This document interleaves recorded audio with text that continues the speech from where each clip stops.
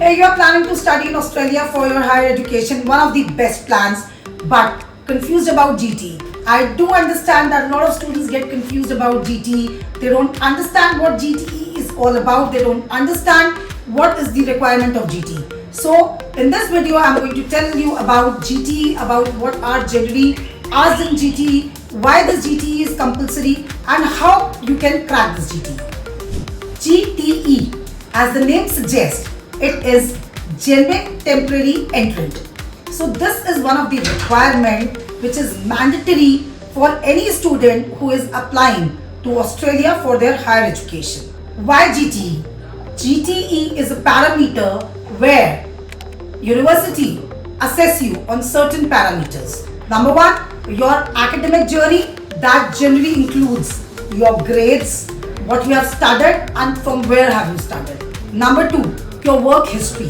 So if there is any gap in your past education and present, so generally the university would like to understand about your work history. It can be your paid internships, unpaid internships, or whatever you have been doing in this particular gap. Next comes ties to your home country. So does that mean just your family back in your home country? No.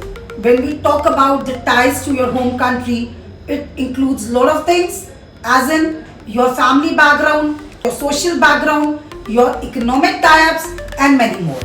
Next comes your financial capacity. A lot of people say that I have a loan of 40 lakhs, maybe 50 lakhs. So people think that just having a loan of 40-50 lakhs is sufficient. No. When I talk about financial capacity, that means we have to prove that how are we going to repay that loan, what are the financial backgrounds of our guardians, of our parents here back in India. So that generally includes your parents' salary slips if they are salaried, your parents' business license if they are into business, and there are a lot of such things that prove your financial capacity. The next most important parameter of GTE is your course relevance. A lot of students opt for that particular course which is more prominent in Australia rather than the course that actually complements your past education.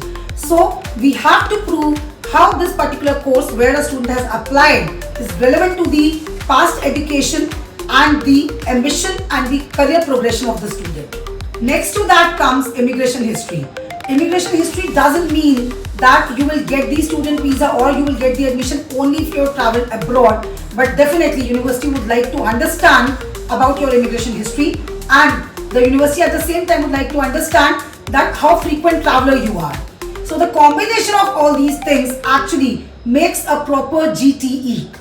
One pro tip that can break or make your GTE a strong SOP.